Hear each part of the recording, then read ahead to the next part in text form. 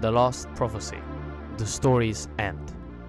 And then, when all hope is lost for the tale, the final tragedy unveils. To save the world, there is only one way. These are the last panels we see before Susie breaks the panel that technically reveals the final tragedy.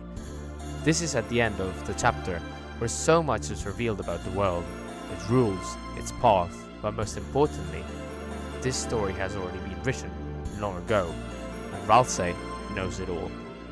Since I read this, I've been wondering, what is the final tragedy? How will the world be saved? And why is Ralsei so worried about Susie specifically seeing it? Firstly, I want to speak about some other theories, not mine, and why I think they're wrong. The most common theory is the ground fountain must be sealed theory. This would work, Susie would absolutely have this reaction, and Ralsei would of course be worried about the prophecy's ending and it happening, because this would mean the end of him. However, this theory misses a couple of things. The ground fountain must exist for the balance of light and dark to be, well, balanced. Just like there can't be more dark than light, there can't be more light than dark. In chapter 1, when Ralsei first narrates the prophecy, he says, "For millennium, light and dark have lived in balance, bringing peace to the world. But if this harmony were to shatter, a terrible calamity would occur." At the end, he says King's Fountain has made the balance of light and dark begin to shift. This means we need the ground fountain for the balance to remain equal. Ralsei has never explained what would happen if there were more light than dark, but I don't think it would be positive either. Also, considering how little Ralsei cares about darkness and himself, I don't think he would be too worried about this happening. In fact, he would probably just see it as a fair sacrifice for lightners he cares so much about. And I don't think he would have this reaction after Susie seeing the prophecy. I think he would just try to explain to Susie that this is how it is and he's been warning them. Another prominent theory is that Susie or Chris will die. If this ends up being true, I don't think Susie will die. Because just like Ralsei, she would be okay with being a sacrifice. I don't think she would react this way. However, Chris dying isn't a bad theory, but again, I really don't think she would react this way. Yes, it would be tragic, yes, Susie would react badly, but she doesn't show any reaction towards Chris after reading the panel. I think that if the final tragedy were related to Chris, Susie would be much more worried about them, becoming more like Ralsei, trying to protect Chris and pushing them away from any danger. But in chapter 5, Susie doesn't seem overprotective of them in any way. However, I think what would give Susie this reaction, I think I know what it is. I think the final tragedy is the girl's love must be defeated by the girl. I think Susie will have to defeat Noelle. Whether that means sealing her away, banishing her, or something even worse, I'm not sure. I'm not sure when it will happen, I'm not sure how, but I believe Susie will ultimately have to kill Noelle. Maybe it's not Susie, maybe it's Susie and Chris, and maybe even Ralsei, but the heroes will have to defeat Noelle. To me, this explains Susie's reaction perfectly. Also how she says, "And Chris wouldn't let this happen." The last thing she would ever want is to hurt the person she loves most, the person who makes her feel like she wasn't evil. If the prophecy told her that Noelle had to die for the world to be saved, I can't imagine a more devastating fate for her.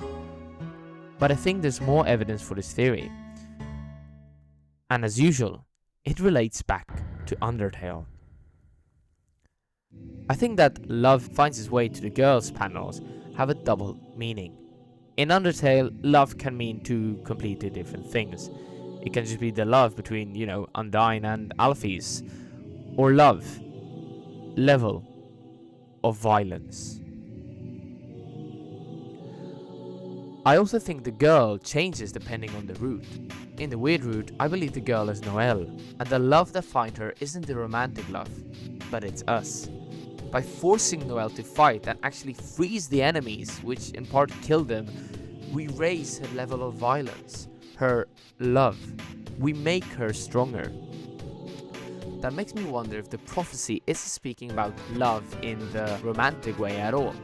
Maybe it's warning us that Noelle's love, her level of violence, is what must ultimately be defeated by the girl herself.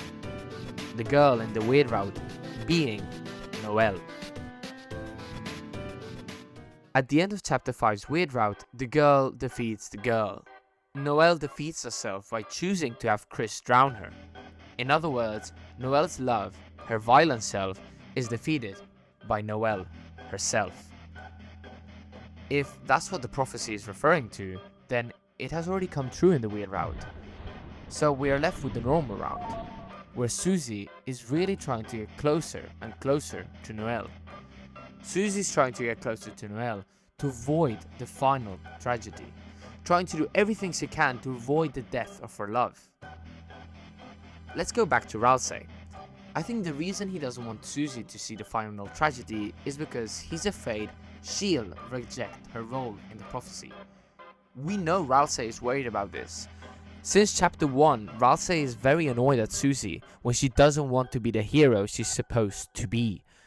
If the prophecy tells Susie that she has to kill Noelle, I don't think she would agree to it. She would do everything in her power to avoid that fate.